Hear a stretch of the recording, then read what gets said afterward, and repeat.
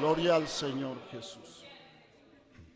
Damos gracias a Dios que nos da este tiempo. Amén. Un apóstol de Cristo que trae la Amén. Gloria al Señor. Aleluya, gloria a Cristo el Señor. Pero que lucha en contra del mal. El Señor que bien sabe tu grande y ardua labor. Desvelos tu gran sacrificio, trabajo y amor. Testimonio ha dado que el mundo y el pueblo de Gloria al Señor. Gloria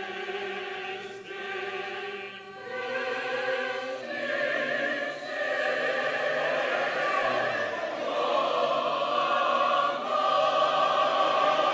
Gloria a Cristo.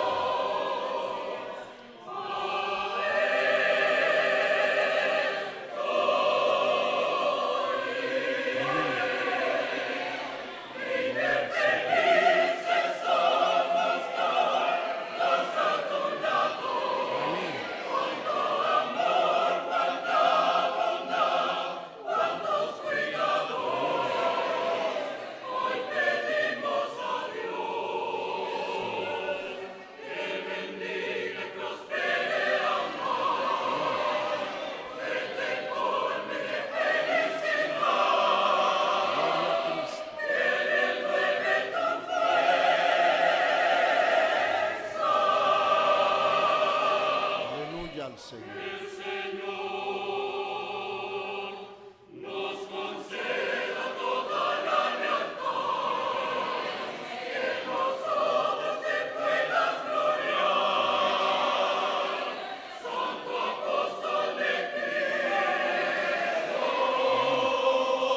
Gloria a Cristo Jesús.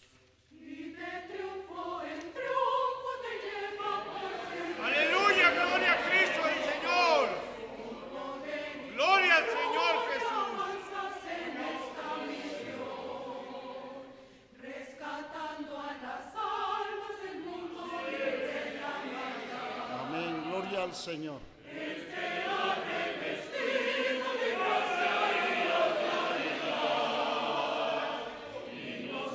Gloria a Cristo.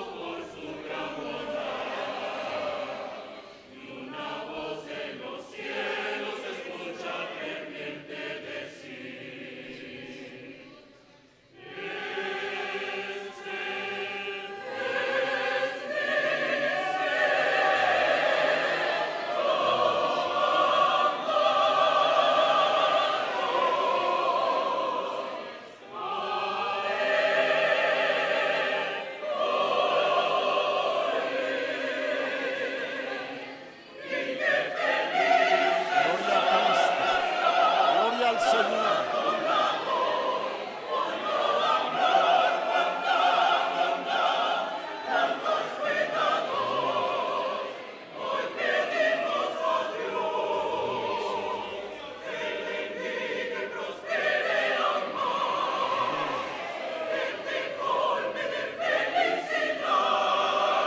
Amén. Gloria a Cristo.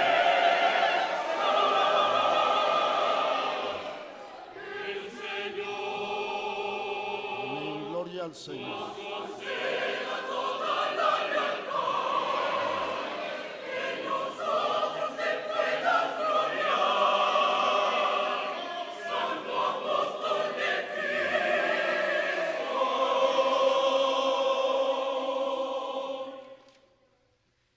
Reunidos estamos aquí, Santo. Aleluya, gloria a Cristo el Señor. Gloria al Señor Jesús. Con todo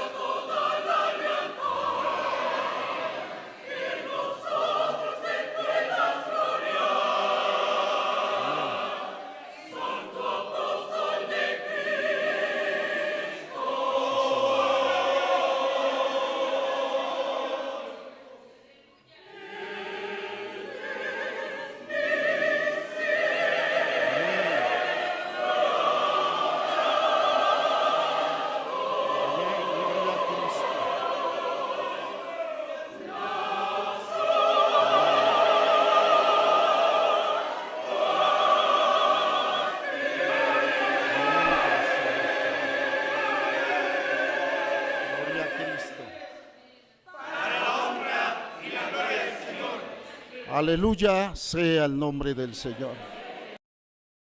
Por la sangre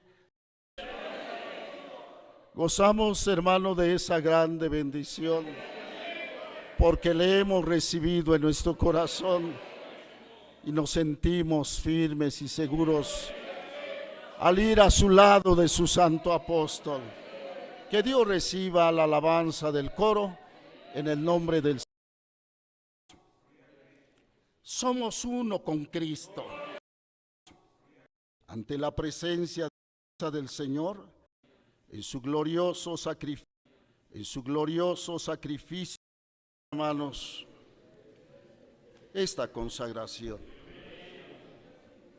Iglesia del Señor universal,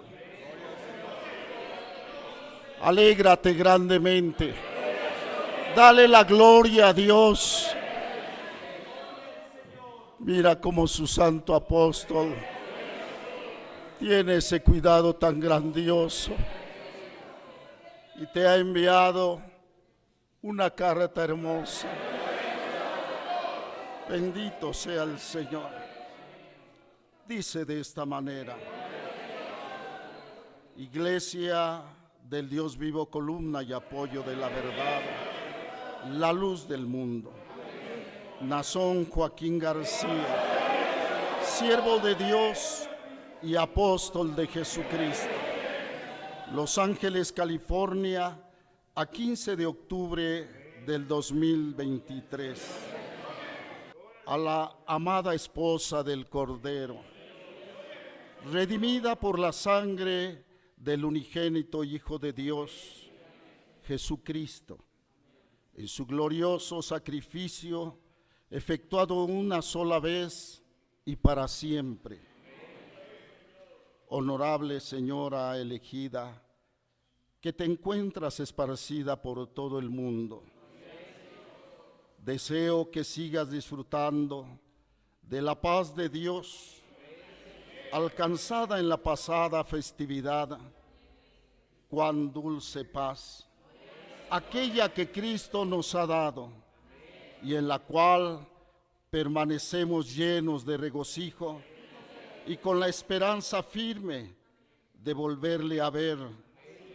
Gloriosa, gloriosa paz, que envolvió en un fuego espiritual nuestras almas durante la pasada Santa Cena y nos concedió volver a hablar en lenguas angelicales con nuestro Creador. Sírvase la iglesia a tomar sus lugares. No dejo de alabar a Dios porque nos bendijo con toda bendición espiritual en los lugares celestiales en Cristo.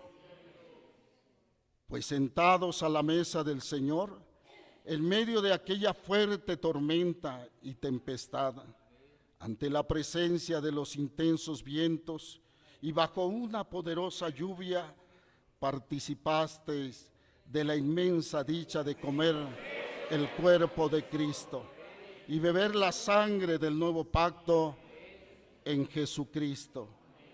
Y una vez concluido el sagrado memorial, a una sola voz exclamamos: somos uno con Cristo, somos uno con el apostolado, somos uno con su iglesia. Bendita manifestación de la presencia de Dios con su pueblo y confirmación de la unidad perfecta con Él. En medio de esa experiencia viva, qué satisfactorio es recordar que el apóstol Pablo nos dice que fuimos predestinados, es decir, escogidos por Dios desde antes de la fundación del mundo. Por lo cual, os invito a reflexionar en una pregunta: ¿para qué fuimos escogidos, elegidos, predestinados en la omnisciencia de Dios? Para ser adoptados, hijos suyos por medio de Jesucristo. Efesios 1:5. En amor, habiéndonos predestinado para ser adoptados hijos suyos, por medio de Jesucristo, según el puro afecto de su voluntad.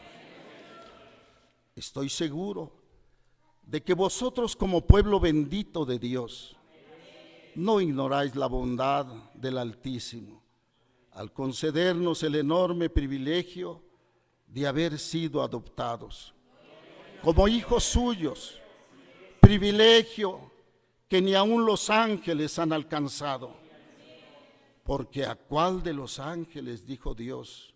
Jamás, mi hijo eres tú. Hebreos 1:5.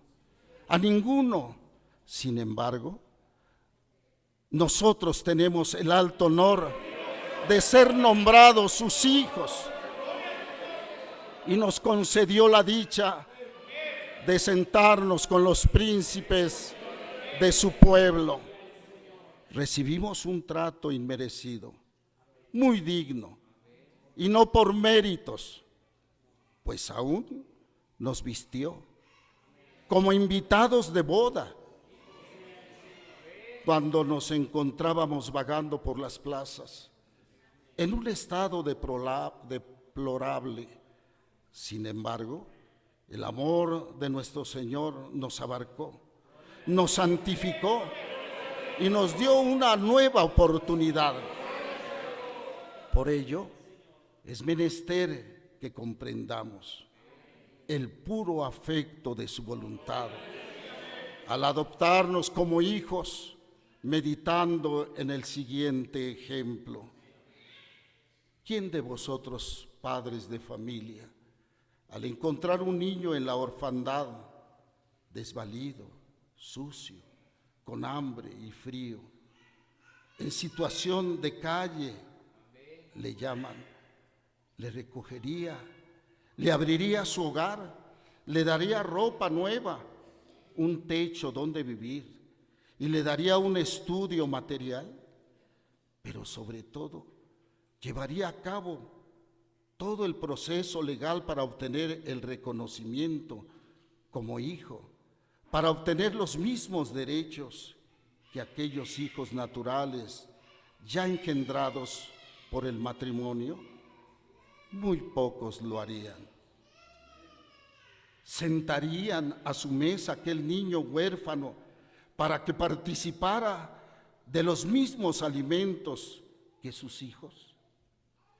¿Compartiría el mismo amor y cuidado con aquel que estaba en situación de calle, como lo hacen con sus hijos?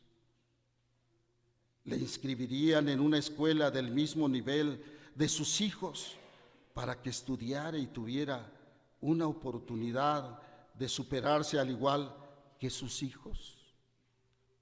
Pues en un sentido espiritual, eso y más es lo que Dios hizo con nosotros. Nos adoptó como hijos suyos, también hermanos de su Hijo Jesucristo. Nos hizo participantes de su gracia y miembros de la familia de la fe. Dejamos la orfandad espiritual y alcanzamos un lugar muy especial en la familia de Dios, la familia de la fe. Bendita misericordia de Dios para con nosotros.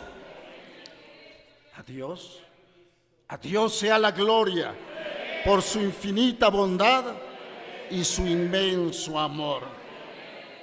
En otro tiempo, nosotros éramos como la samaritana, que ignoraba el don de Dios.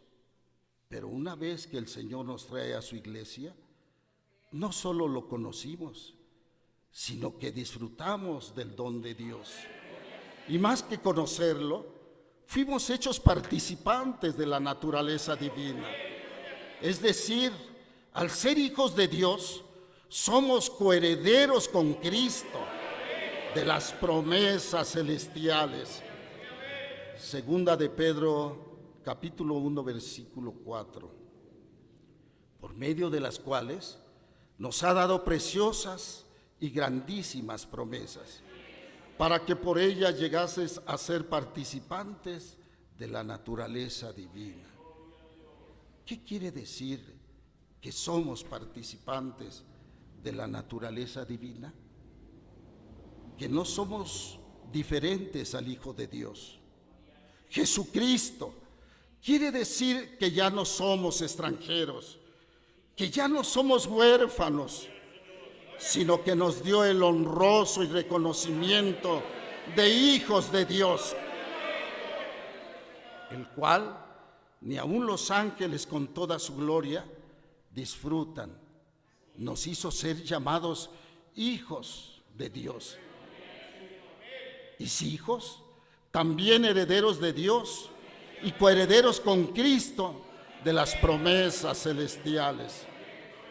Primera de Juan, capítulo 3, versículo 2. Amados, ahora somos hijos de Dios, y aún no se ha manifestado lo que hemos de ser, pero sabemos que cuando Él se manifieste, seremos semejantes a Él, porque le veremos tal como es Él. Qué alto honor ser reconocido y llamado Hijo de Dios. Qué dicha tener un Padre celestial, y por esa gracia alcanzada podemos decir: Abba, Padre. Pero sigamos la reflexión. ¿Cómo es que alcanzamos tal bendición? Fue por medio de la adopción, es decir, por el amor de Dios, porque nos miró con ojos de misericordia, a pesar de nuestra bajeza, por lo cual envió a su Hijo en semejanza nuestra, para que se pudiera compadecer de nosotros. Dios nos conoció antes de la fundación del mundo, y en su plan bendito nos lavó, nos santificó y nos justificó. Filipenses 2, 6 y 7, el cual, siendo en forma de Dios, no estimó el ser igual a Dios como cosa a que aferrarse, sino que se despojó a sí mismo, tomando forma de siervo, hecho semejante a los hombres. Cristo tomó forma de siervo al igual que nosotros, para que nosotros llegásemos a ser semejantes a Él. A su nombre sea la gloria por toda la eternidad. Dios es un ser lleno de amor, lleno de misericordia. Es un ser bondadoso, del que el rey David exclama: porque para siempre es tu misericordia. Salmo 136. Tu misericordia, oh Jehová, es para siempre. Salmo 138, versículo 8. Por ello, realizó con nosotros el más puro acto de amor. Nos adoptó como hijos. Y aquel hijo que por amor fue adoptado y que recibe todos los cuidados en el hogar, el amor de su padre, al igual que los hijos naturales del que le adoptó, el calor de una familia y la seguridad de un futuro. ¿Cómo responderá a ese privilegio y bondad alcanzados? Vive en una gratitud constante y continua. Y si lo comparamos con el acto de amor de nuestro Dios, diríamos: aunque nosotros fuésemos infieles, el Señor permanece fiel. El que fue hecho hijo de Dios mediante la adopción se vuelve un hombre agradecido, que vive constantemente en esa virtud de la gratitud, que no se paga, sino que se corresponde, que no olvida los favores recibidos de su Padre. Es aquel Hijo de Dios que recibió esa grande gracia mediante la adopción. No cabe la inconformidad, no tiene cabida la incomodidad, no hay lugar para el resentimiento, no puede existir la amargura o manifestarse la queja, o peor aún, que la incredulidad se haga presente para apartarle de Dios, Hebreos 3:12. Pues todos estos sentimientos que mencioné tienen el mismo propósito, el apartamiento de las bendiciones que solo se encuentra cerca de Dios en la casa del Padre Celestial.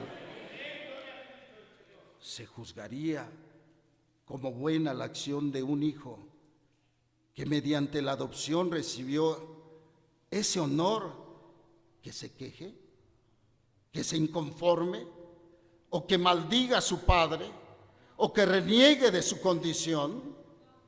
¿No sería un ingrato? La constante gratitud en la que vive nuestro corazón, al reconocer que todos los días son nuevas las misericordias de Dios, su gracia, su amor, sus bendiciones, sus cuidados, su protección que nos da todos los días. No permite que en nuestro corazón exista lugar para pensamientos de ingratitud, sino solo decir: te agradezco, Señor, por todo lo que nos has dado. Y lo demostramos a través de las obras, porque las obras son el reflejo de nuestra fe. Por lo tanto, la correspondencia de la gratitud no es solo con palabras, sino aún más es con nuestras obras. Sé que vuestro corazón ha reconocido que Dios me ha puesto como atalaya para cuidar a su pueblo, pero también para advertirles sobre los peligros que pueden destruir la fe gloriosa, que Dios da una sola vez a los santos por medio de su bendita palabra, así como la gracia alcanzada al ser adoptados como hijos de Él. Por ello, con ternura paternal y especial cuidado, les escribo, porque deseo hablarles sobre una preocupación que hay en mi corazón respecto al engaño del pecado, para que Satanás no tome ventaja sobre vosotros, pues no ignoramos sus maquinaciones. Antes bien, quisiera que estéis al pendiente de vuestras almas, velando y orando, y que la palabra de Dios y la oración sea como un ancla a la cual os aferráis hasta alcanzar la vida eterna. El pecado es la infracción a la ley de Dios, pero también toda maldad es pecado, así como toda injusticia es pecado. Pero más claro es el apóstol Santiago cuando escribe: al que sabe hacer lo bueno y no lo hace, le es pecado. Santiago 4:17. Y si alguno de nosotros quiere justificarse ante Dios diciendo: yo no hago nada malo, su hermano Nazón les dice: pero sabías que era lo bueno y no lo hiciste, eso también es pecado. Y son tan amplios los significados del pecado que hasta en las obras buenas se puede manifestar. Cuando algún hermano realiza una acción y no lo hace por amor, sino que lo hace por imitación, por quedar bien, porque los demás lo hicieron y no por fe, esa obra es muerta en sí misma y es pecado. El pecado tiene un poder engañoso que logra que el hombre crea más a la mentira y no a la verdad. Aunque la verdad se presenta delante de él de forma muy clara, el pecado que mora en aquel corazón le hace dudar de la verdad y lo endurece para no dar entrada a la palabra de Dios, y ese poder logran que aquel corazón permanezca creyendo a la mentira, aunque frente a él tenga la claridad de la verdad. Hebreos 3:13. Para que ninguno de vosotros se endurezca por el engaño del pecado. ¿Qué es el engaño del pecado? ¿Una ficción? ¿Una ilusión? ¿Una fantasía? ¿Una falsa promesa? Es la apariencia de algo bueno que no nos permite mirar el fin de ese engaño, que es la muerte espiritual. ¿Cómo nos engaña el pecado? Con astucia, con sagacidad, con suavidad, no con cosas desagradables, sino con promesas falsas, cuyo fin es el camino de muerte. El engaño del pecado extravía los sentidos espirituales de nuestra alma, porque el alma ve, escucha, siente, habla, gime, y cuando se extravían los sentidos espirituales, no sabe el hombre a dónde va, y aunque el abismo esté a sus pies, no se puede apartar, porque su corazón se endureció por el engaño del pecado, y sus sentidos espirituales se encuentran extraviados. Ya no ve, ya no escucha, ya no siente. Cuando el corazón se va endureciendo por ese engaño,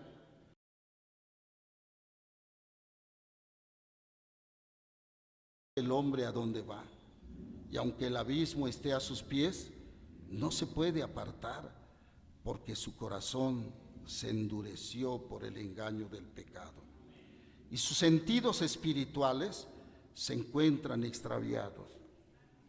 Ya no ve, ya no escucha, ya no siente.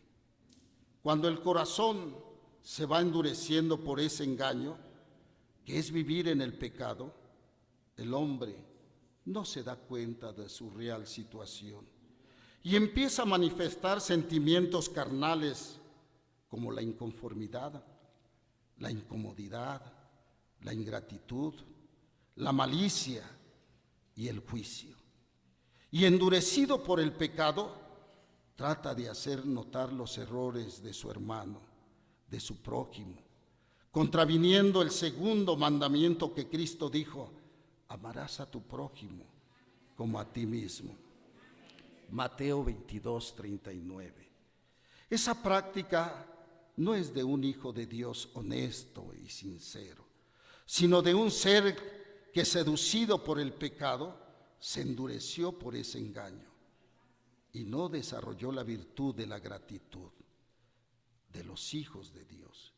Entonces aquella persona, al acusar a su prójimo, esconde lo que hay en su corazón, es decir, la acusación que hace a la pretendida evidencia de los pecados o errores de su prójimo, son el escudo que quiere usar para cubrir o esconder la verdadera maldad o el pecado que sí existe en su corazón o en su vida. El engaño del pecado convierte a ese ser en un acusador de los santos, que no mira la manifestación de sus propios sentimientos carnales o de sus obras pecaminosas, sino que trata de encubrirlas. Sin embargo, la palabra de Dios es clara. Primera de Timoteo 5:24. Los pecados de algunos hombres se hacen patentes antes que ellos vengan a juicio, mas a otros se les descubren después. Asimismo, se hacen manifiestas las buenas obras, y las que son de otra manera no pueden permanecer ocultas. Gálatas 5:19, 21. Y manifiestas son las obras de la carne, que son adulterio, fornicación, inmundicia, laxivia, idolatría, hechicerías, enemistades, pleitos, celos, iras, contiendas, disensiones, herejías, envidias, homicidios, borracheras, orgías y cosas semejantes a estas. Toda obra de la carne y del espíritu no puede permanecer oculta, pues no hay nada oculto que no vaya a ser manifiesto. Y os recuerdo que hay dos formas en las que el pecado se manifiesta. Una es muy visible y otra es oculta y velada a nuestros ojos. En los pecados manifiestos encontramos aquellos que causan mucho escándalo porque se exteriorizan a través de malas obras, de conductas inapropiadas como son adulterio, maledicencia, borrachera, fornicación, robo, pleitos, idolatrías. Pero hay otra forma en la cual el pecado existe. Es una forma velada a los ojos del hombre, pero que al fin, como dice el texto, no pueden permanecer ocultas. Sin embargo, es muy peligrosa, pues ahí encontramos envidia, celos, odio, amargura, egoísmo, soberbia, necedad, malicia, rencor. Todos estos pecados aparentemente no se ven, y el hombre logra en ocasiones esconder estos sentimientos más que los otros que mencioné antes, y que son verdaderamente escandalosos. Estoy explicando que hay pecados visibles y otros no visibles. Unos contaminan la carne y otros el espíritu, aunque ambos son pecados y ambos son dirigidos por Satanás, tarde o temprano se manifiestan. Aunque casi siempre le damos más importancia a los pecados visibles y nos dejamos llevar, juzgando al hermano que lo venció la carne y cayó en falta de adulterio, borrachera, pleito o cualquier otro de esos pecados, que son muy escandalosos porque precisamente son visibles. También existen aquellos que permanecen ocultos. El rey David pedía a Dios: ¿quién podrá entender sus propios errores? Líbrame de los que me son ocultos. Preserva también a tu siervo de las soberbias, que no se enseñoreen de mí. Salmo 19, versículo 12. Estos pecados invisibles o menos notorios también pueden llevar a la muerte. Sí, la palabra de Dios nos enseña la gravedad y las consecuencias cuando existen esos pecados ocultos del espíritu y cuando se manifiestan los otros de la carne. Ningún pecado es acepto delante de Dios, y todo pecado hace división entre Dios y el hombre. Pero muchas veces aquellos pecados visibles provocan que el hombre se humille ante Dios por la vergüenza que le causa, mientras que aquellos que no se ven vuelven al hombre altivo, acusador y soberbio. De manera que es difícil que reconozca sus errores, y es en estos últimos donde la mayoría de las veces Satanás domina a la humanidad. Dice la Escritura en una parábola que dos hombres subieron a orar, uno era fariseo y el otro publicano. El publicano no se sentía digno de alzar sus ojos al cielo, y quizá en voz baja y con dolor se golpeaba el pecho orando: Dios, sé propicio a mi pecador. Mostraba arrepentimiento y ponía su rostro en tierra suplicando misericordia y reconociendo su humilde condición, mientras que el fariseo con altivez se jactaba en primer lugar de no cometer pecados visibles y decía: no soy como los otros hombres, ladrones, injustos, adúlteros.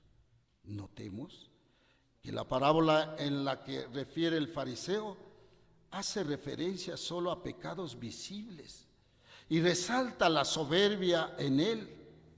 En segundo, que no amaba a su prójimo y menospreciaba al publicano diciendo, ni aun como este publicano.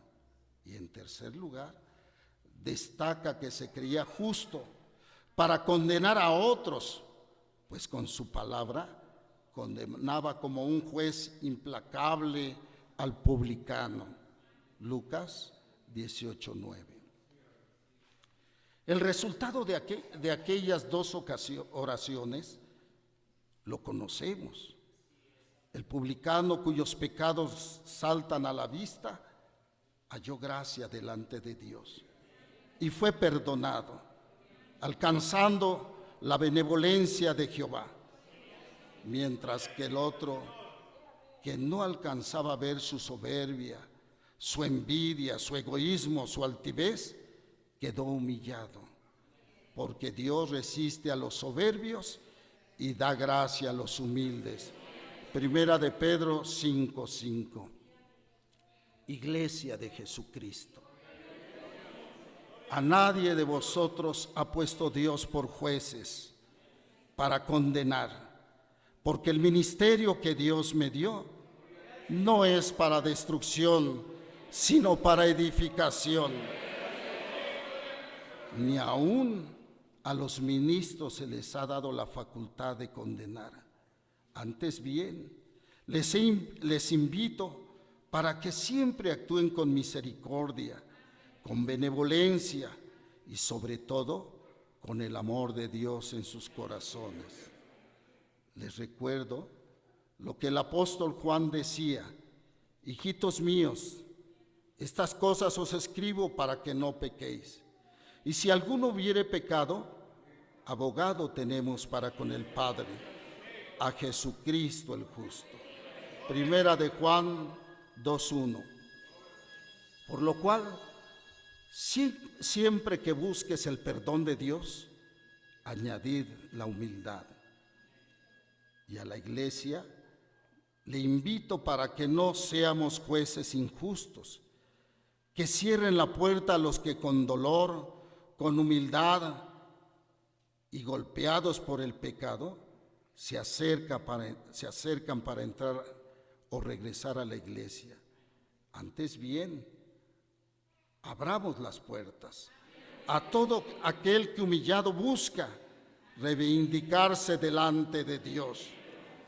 La palabra de Dios nos habla de otro ejemplo de pecado, uno más sutil, y de la forma en la cual arrastra a otros, y esta enseñanza es parte del trabajo que Dios me ha encargado: cuidar de la iglesia amada del Señor.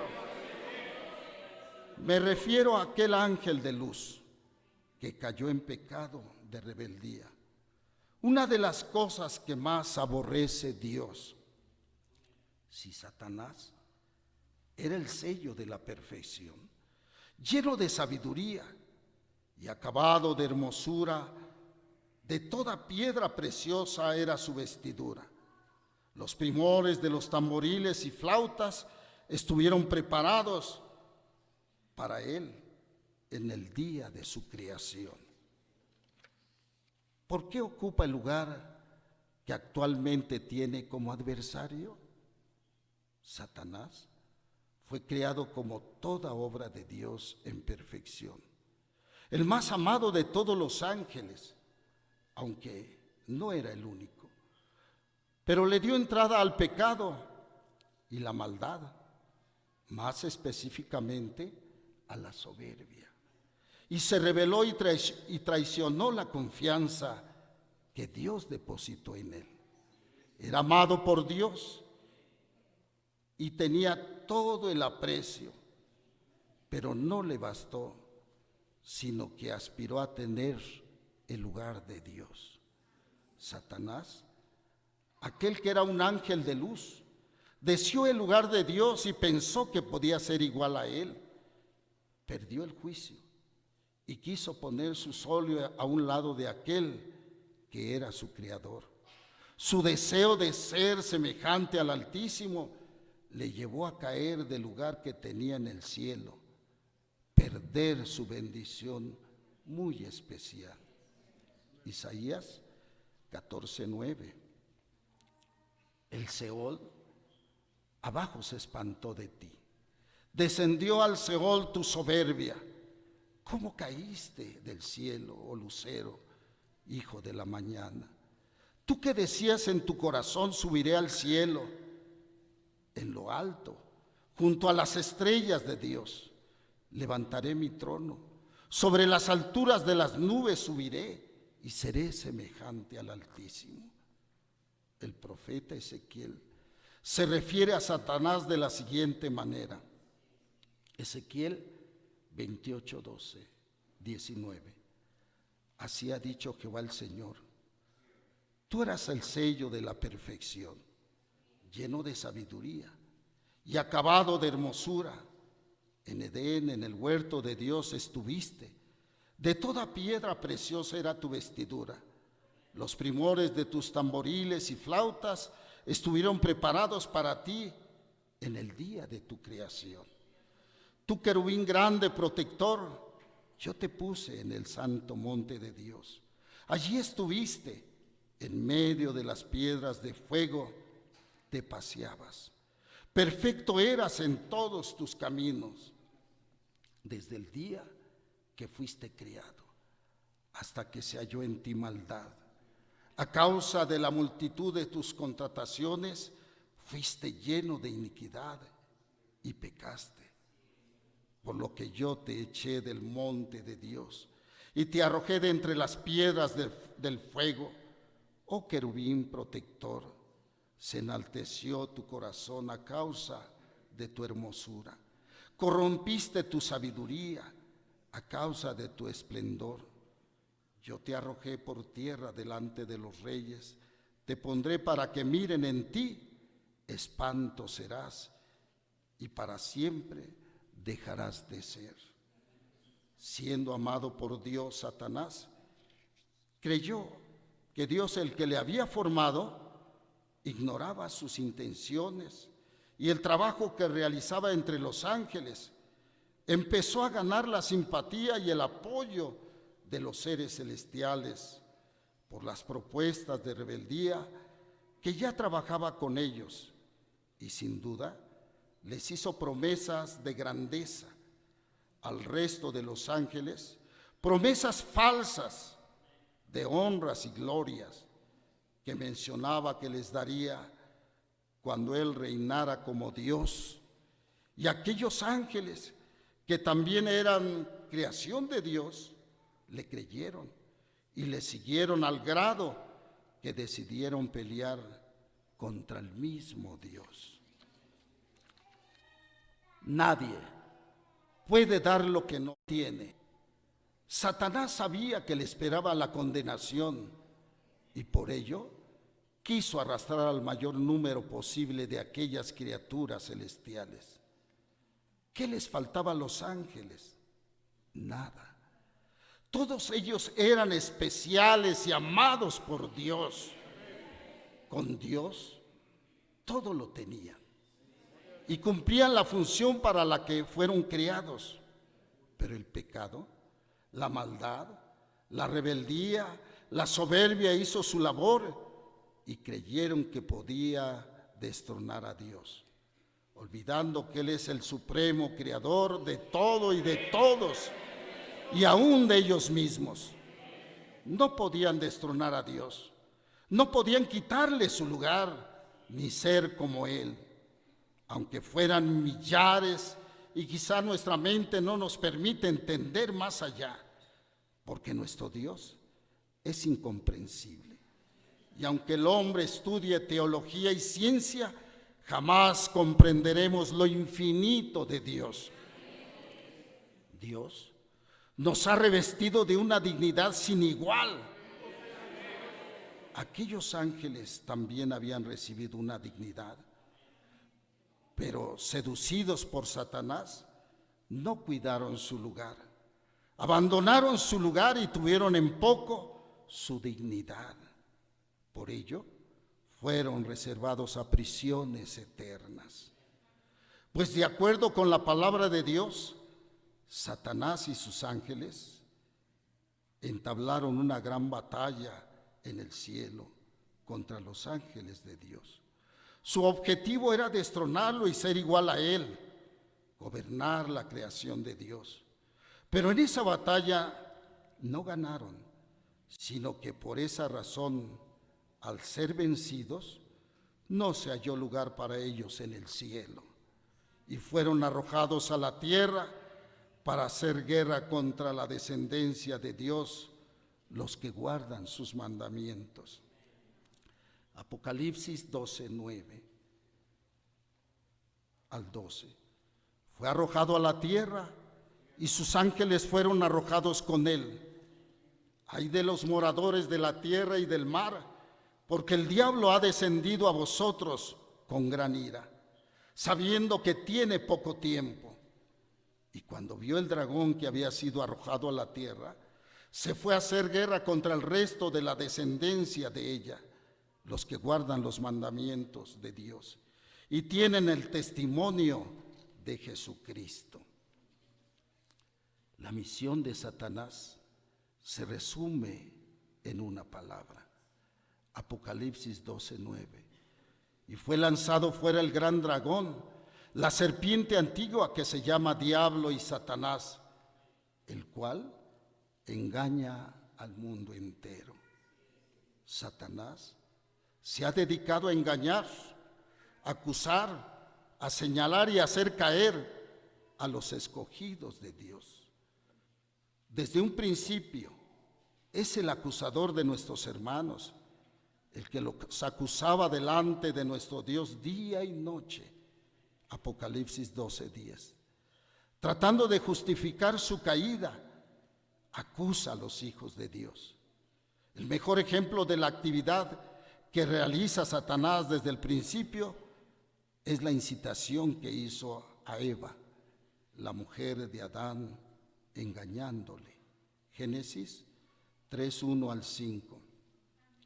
La serpiente me engañó y comí, porque si Dios, que sabía que entre los ángeles había traición, permitió que siguieran adelante, que se llenaran de más maldad y de injusticia y contaminaran a otros ángeles, porque Dios no quería que le sirvieran de manera aparente y los dejó decidir como a nosotros nos ha dejado tomar nuestras decisiones y permitió que utilizaran su libre albedrío para dejar muy claro que así como hizo las cosas perfectas, así también manifestaría su ira contra aquellos que tratan de detener con injusticia la justicia de Dios. Romanos 1:18. Porque la ira de Dios se revela desde el cielo contra toda impiedad e injusticia de los hombres que detienen con injusticia la verdad. Satanás quiso detener la obra de Dios para ganar ventaja y él mismo trata de convertirse en Dios. Jamás lo lograría, porque él no creó a Dios, sino que él mismo era parte de su creación. Pero la soberbia no lo dejó entender, que siendo creado no podía ser superior al que lo creó, y que así como había tenido el poder para crearlo en su hermosura, tenía el poder de destruirlo y arrojarlo de su lugar de honor. Pero lo entendió demasiado tarde, cuando ya no había oportunidad para él. Dice la Escritura que el justo puede caer hasta 7 veces y de esas caídas vuelve a levantarse. Pero el malo, aquel cuyos sentimientos se han corrompido, no puede hacerlo. Puede ser que algún hermano caiga en debilidades de la carne y se arrepienta y encuentra el perdón de Dios. Pero aquel cuyo espíritu está contaminado, no puede aceptar su maldad y no reconoce su estado espiritual y se obstina en continuar ofendiendo a Dios a través de la soberbia y amor propio. Muchas veces, aquellos pecados de la carne, los que se ven, nos llevan a la humillación y a la vergüenza, y a buscar y alcanzar el perdón como el publicano. Pero aquellos que contaminan el espíritu, los que no se ven y que pueden ser ocultos, aunque no para siempre, pues serán manifiestos, provocan que el hombre se vuelva soberbio, altivo, menospreciando el lugar de Dios, que Dios les ha dado, y volviéndose ya sin temor de Dios, atentan contra la autoridad establecida por Dios, aunque por fuera aparenten una falsa humildad. Está haciendo la misma labor que aquel ángel de luz, que por ello fue llamado Satanás, que significa adversario, inconforme, porque aspira a ser igual a Dios. Analicemos el proceso del pecado, a fin de que estéis alerta, velando y en oración para seguridad de vuestras almas. Segunda de Corintios 7:1. Así que, amados, puesto que tenemos tales promesas, limpiémonos de toda contaminación de carne y de espíritu, perfeccionando la santidad en el temor de Dios. No te alarmes de las cosas que se ven y contaminan la carne. No quiero decir que son dignas de alabanza, pero son menos graves que las otras, por lo cual estemos alerta ante aquellas que no se ven y contaminan el espíritu y el corazón. Estas que no se ven son las más peligrosas y que pueden causar daños, como aquel que fue arrojado de la presencia de Dios. Primera de Juan 5:16. Si alguno viere a su hermano cometer pecado que no sea de muerte, pedirá y Dios le dará vida. Esto es para los que cometen pecado que no sea de muerte. Hay pecado de muerte, por lo cual yo no digo que se pida. Toda injusticia es pecado, pero hay pecado no de muerte. ¿Cuál es ese pecado de muerte? ¿Cuál es aquel pecador que ya no alcanza oportunidad?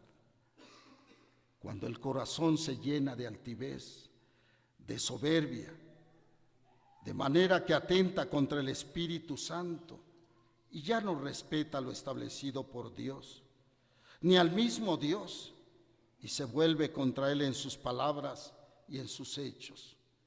Este pecado conlleva la rebeldía espiritual, apostasía y la incredulidad. Los pecados que no se ven nacen en primer lugar por la falta de oración, en segundo lugar por cualquier sentimiento que se descuida, una mala conversación, una desatención, un error, un malentendido, un desprecio, una palabra maldicha, un regaño, la envidia, y en tercer lugar se acrecienta y se vuelve amargura y puede llegar a contaminar todo y a volverse contra aquel que lo crió. Ese sentimiento trasciende en el tiempo, contamina el corazón, arrastra a los que le oyen, destruye familias y lleva a la condenación. Cuando el corazón o el espíritu ya se encuentra contaminado, aquella persona ya no ve nada sano. Todo para él es corrompido: la iglesia, el cuerpo ministerial y la elección. porque su corazón se contaminó. Y mira todo contaminado, así como él está. Tito 1:15. Todas las cosas son puras para los puros, mas para los corrompidos e incrédulos nada les es puro, pues hasta su mente y su conciencia están corrompidos. Escucha la voz de alerta y no dejes que Satanás quiera robar la dignidad alcanzada en la pasada Santa Cena.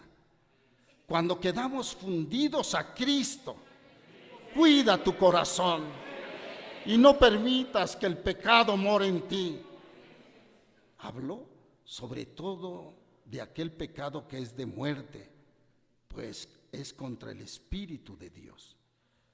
Es el que va en contra de la verdad de Dios e intenta detenerla, el que trata de usurpar lo que Dios ha establecido y quitar lo que Dios ha formado, el que anhela lo que Dios da.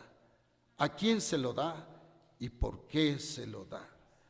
Aquel cuyo corazón ya está contaminado por el pecado, aunque no se vea, siempre anda hablando mal de todos, de la iglesia, de los ministros y de la elección.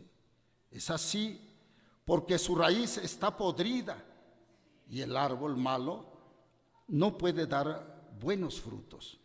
Se vuelve como el malo que no puede volver a levantarse y Dios lo desprecia porque ve la ingratitud y rebeldía directa hacia él.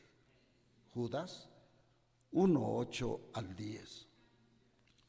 Estos soñadores mancillan la carne, rechazan la autoridad y blasfeman de las potestades superiores. Pero estos blasfeman de cuantas cosas no conocen. Estos son murmuradores querellosos que andan según sus propios deseos, cuya boca habla cosas infladas, adulando a las personas para sacar provecho. Exhorto a la iglesia para que cuide su corazón, porque de él mana la vida, y nunca permita que el lugar de honor que Dios nos ha dado sea tenido en poco.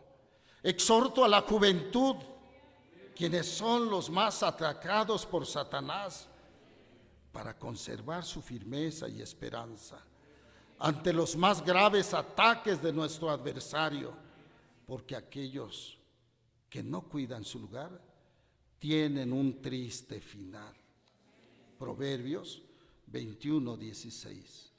El hombre que se aparta del camino de la sabiduría vendrá a parar en la compañía de los muertos. La iglesia fue llamada por Dios para vivir en obediencia. En la iglesia es Dios quien dirige y establece su voluntad y no la nuestra. En esa voluntad somos santificados y hemos sido. Fue llamada por Dios para vivir en obediencia. En la iglesia es Dios quien dirige y establece su voluntad y no la nuestra. En esa voluntad somos santificados y hemos sido muy felices. Pero sabemos que Satanás quiere arrastrar al mayor número que pueda, porque sabe que su tiempo es corto.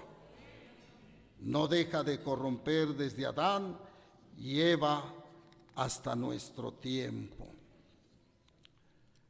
Por ello, la iglesia debe de estar alerta, porque somos la iglesia de Dios, el cuerpo de Cristo.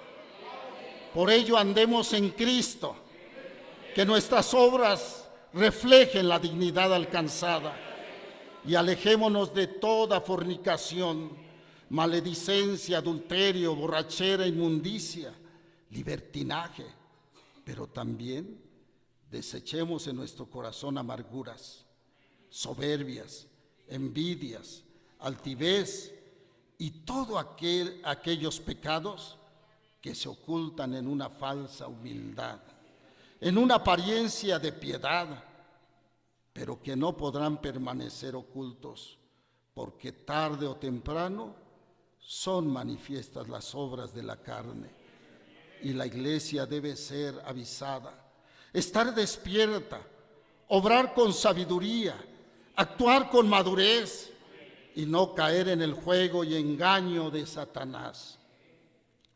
No se olvide nunca de la oración. Jamás dejen de congregarse. Procuren siempre darle a Dios la adoración. La oración es el lugar donde se alcanza todo el conocimiento y la dirección que da Dios ante cualquier tentación. Frente al más grande problema y ante el más cruel de los ataques, siempre busquemos la ayuda de Dios. Salmo 139, versículo 23 y 24.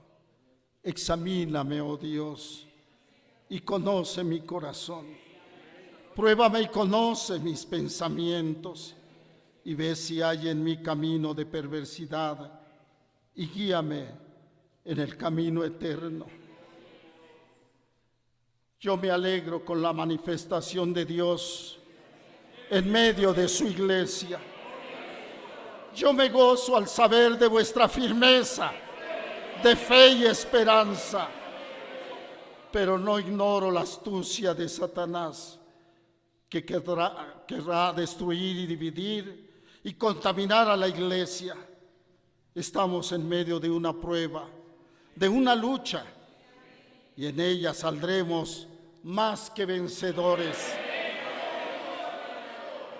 ¿Han destruido a la iglesia?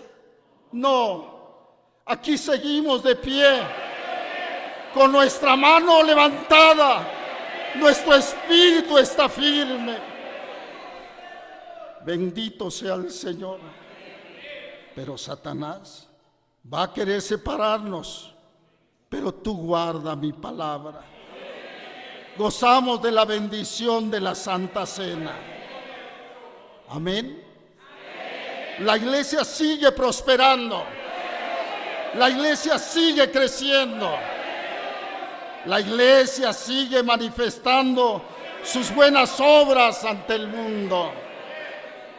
Pero lo más hermoso es que el mundo está viendo que nuestras obras son hermosas y nos alaba. ¿Por qué te vas a dejar engañar con argumentos que van a querer sembrar para separarnos? Mira a vuestros hermanos en sus obras hermosas. Construcción de templos, inauguraciones, adquisición de templos y terrenos, jornadas de evangelización, atención a hermanos necesitados, obras sociales, conciertos culturales, bautismos. Gózate y alégrate, hermano, porque tu galardón es grande en el reino de los cielos. Quiero despedirme con esta meditación. Señor, tú pusiste a tu pueblo bajo mi cuidado. Yo he procurado instruirle a una costa de mi vida. Los amo tanto, Señor, que me duele el daño que Satanás quiere hacerles. Tú sabes que el pecado es suave y la pasión es necia. Pero he aquí el consejo que has puesto en mi corazón y en mis labios. Ayúdalos para que esta palabra sea lámpara que alumbre su camino y brújula que los lleve al puerto celestial. Permite a tu iglesia que mediten en ello y que el texto bíblico con el que me despido quede grabado, entendido y discernido en sus corazones. Efesios 2:20. Edificado sobre el fundamento de los apóstoles y profetas, siendo la principal piedra del ángulo Jesucristo mismo. Quisiera que antes de orar y dar gracias a Dios por la carta de amor y cuidado que habéis recibido, entonaran el himno 505, que a la letra dice: Señor, tú ves mi corazón. Y en el coro hagáis un reconocimiento y le digáis al Señor: explora tú mi corazón, mis pensamientos ve, y mira si hay en mí una impiedad, y guíame en la vida sempiterna.